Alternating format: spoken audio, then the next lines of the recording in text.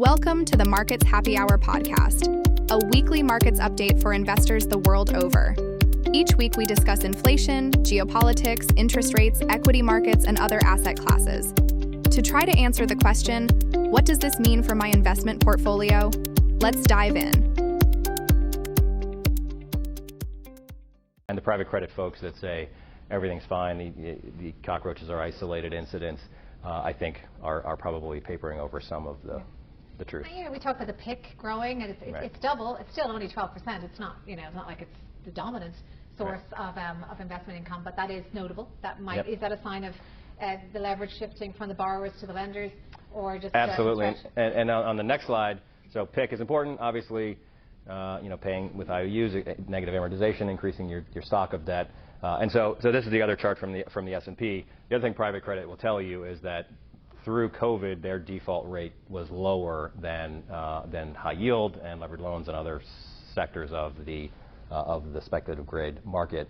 But there's a lot of games being played there, and so this blue line is what private credit will tell you their default rate has been. Right, looks great, way lower than the rest of the entire speculative grade universe, which is the gray line. So this is S&P, all speculative grade rated companies that S&P rates. So that's high yield, levered loans, and private credit. The whole universe obviously had a big default cycle. But the way that they're measuring it, they're excluding these selective defaults. And S&P defines a selective default as switching from cash interest to PIK, okay, when that wasn't part of your original structure. Again, there are structures in private credit that are perfectly valid, right? So certainly private credit, you're giving liquidity to earn a higher yield, totally fine. We do things like that in public markets all the time. There's nothing wrong with that per se. And private credit borrowers like the flexibility, the speed of execution, and the flexibility to work with a single lender rather than an army of bondholders. And so there are certain instances when PIK is included as an option. The PIK toggle option is included in the original term structure of terms of the loan, and that's perfectly fine. Well, S&P is saying that when PIK is not included in the original structure of the loan and you switch to a PIK, they're calling that an episode of selective default.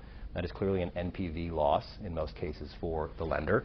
And then extending maturity without providing adequate compensation to the investors, that is extend and pretend. That is a negative. And that's a hit to NPV. So if you account for those two types of behaviors and adjust, so include selective defaults, you go to the blue line for private credit, and that is the light blue line. And so private credit, including those selective defaults, their default rate was actually worse than the rest of the universe. So they went from best in class to worst in class during the COVID episode.